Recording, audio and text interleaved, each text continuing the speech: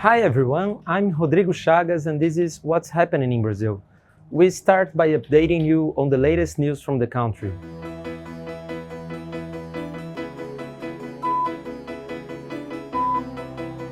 Brazil's Supreme Court has ordered the freezing of federal deputy Eduardo Bolsonaro's bank accounts and assets.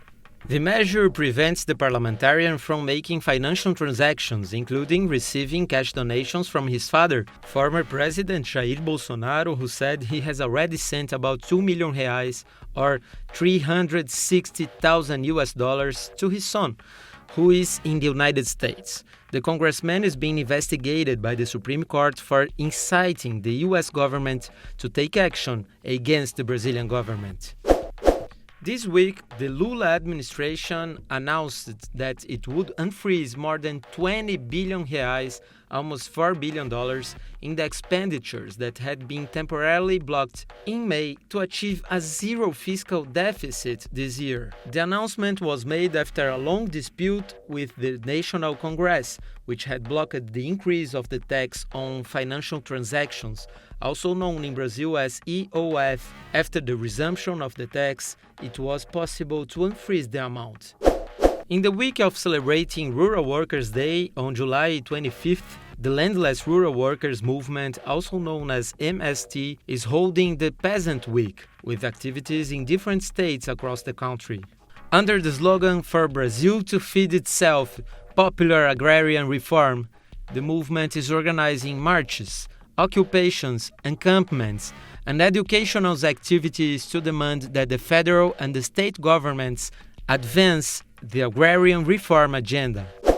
Singer Preta Gil died on July 20th, aged 50, a victim of colorectal cancer which was diagnosed in 2023. Preta Gil was the daughter of the singer-songwriter Gilberto Gil and businesswoman Sandra Gadelha. Her musical career included genres such as axé music, samba, and pop. She was also known for leading the Bloco da Preta in Carnival and for her work as a TV presenter. In recent years, Preta shared with the public her experiences and struggles against cancer in an inspiring way.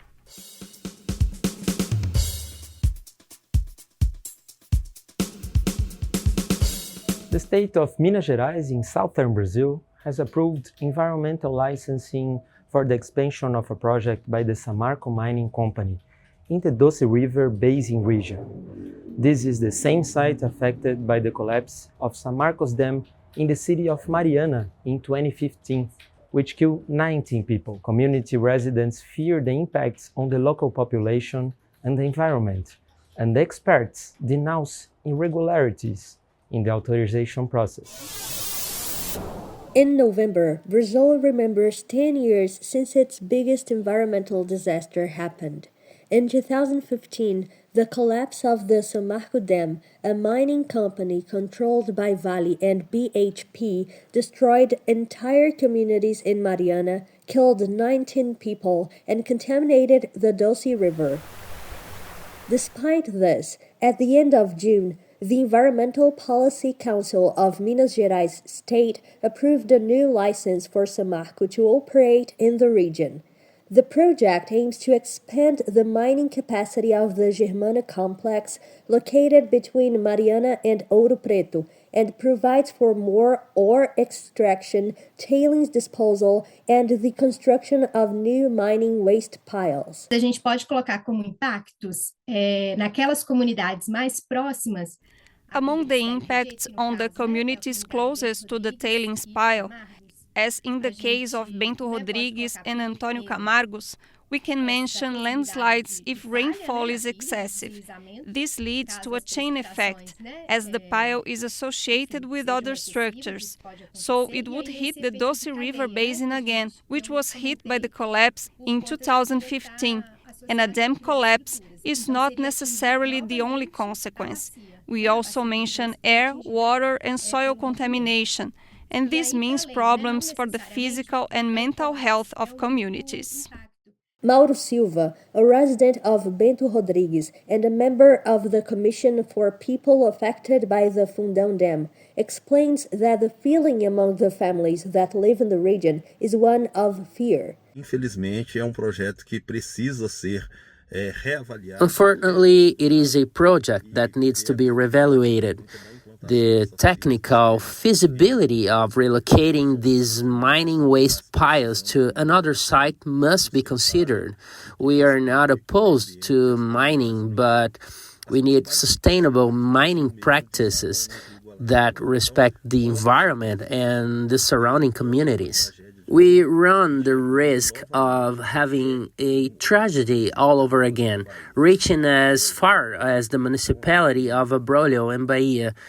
It is a project aimed at profit to the detriment of society's safety and well-being. In addition to the proximity of the tailing piles to the communities and the possibility of affecting once again the same people, experts stress a series of irregularities in the licensing process. The first is that although there are safer techniques for managing tailings, during the first 11 years of the project, there will be wet tailings disposal. This means dams like the Fundão Dam. This is even more alarming in the light of a second point.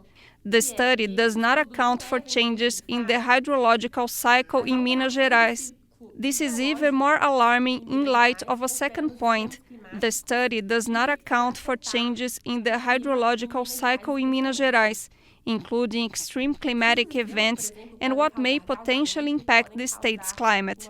Extreme rainfall, for example, could cause overtopping, very high pressure in the waste piles, consequently causing a landslide or dam break, putting the safety of people and the environment at risk.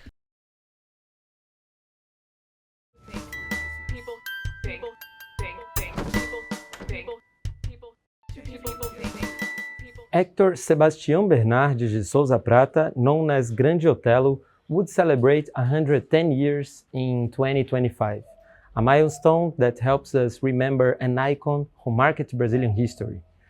The artist faced racism to develop cinema, theater, and television in Brazil. One can't talk about the Brazilian cinema without mentioning Grande Otelo. Actor, comedian, singer, producer, composer. The adjectives are so many that a news story are short to list all of them. Sebastião Bernardes de Souza Prata, or Otelo, would celebrate 110 years old in 2025, a number that restates the legacy of this icon of the Brazilian culture.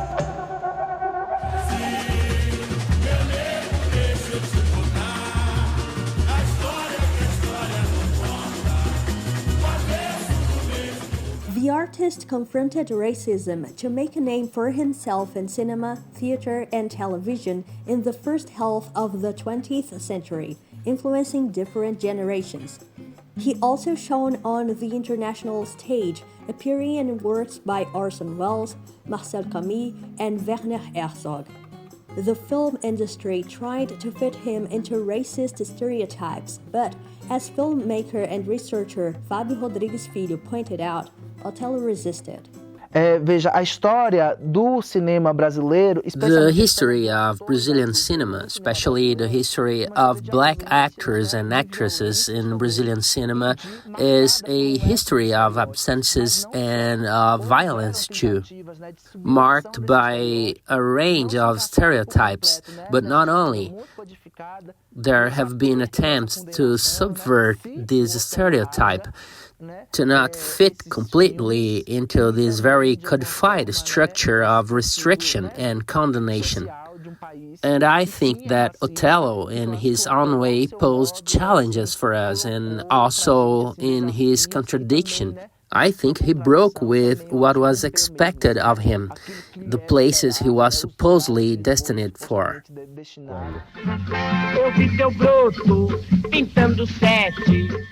Os papéis que você me vê representar e que não tem nada a ver comigo, é que não tem nada a ver comigo e não tem nada a ver com o negro brasileiro. Mas eu preciso sobreviver. Grande Otelo is an interpreter of Brazil. His career reveals the dilemmas of cinema and society, such as structural racism. It is no wonder his work has been the subject of research, documentary films, and, in June, was celebrated in the city of Belo Horizonte with the exhibition of 37 films. Tatiana Carvalho, president of the Association of Black Audiovisual Professionals, stresses the importance of linking his story to Brazilian culture. Porque mais do que fazer grandes papéis, o Grande Otelo, ele nos ajuda. More than playing great roles, Grande Otelo helped us understand what Brazil is. So in that sense, he was this guy, this unique black man who for many years populated the imagination and screens, when the Brazilian collective imagination was a very restricted set of possibilities, condemned to play extremely stereotypical racist roles, but who brilliantly managed to create lines of escape and impose himself in another way with these roles, with all the contradictions of these contexts. He's telling us about what Brazil does to Brazilians, what this racist dynamic of the Brazilian imagination and the possible constructions of Brazilian cinema have always done, and at the same time, with his immense talent and sophistication. He's telling us about the impoverishing process of Brazilian culture, how much is stifles talent, and in his particular case, a talent that couldn't be contained by this condemnation to aesthetic captivity. É preciso explicar ao pessoal que quem tem, tem. Quem não tem, não tem.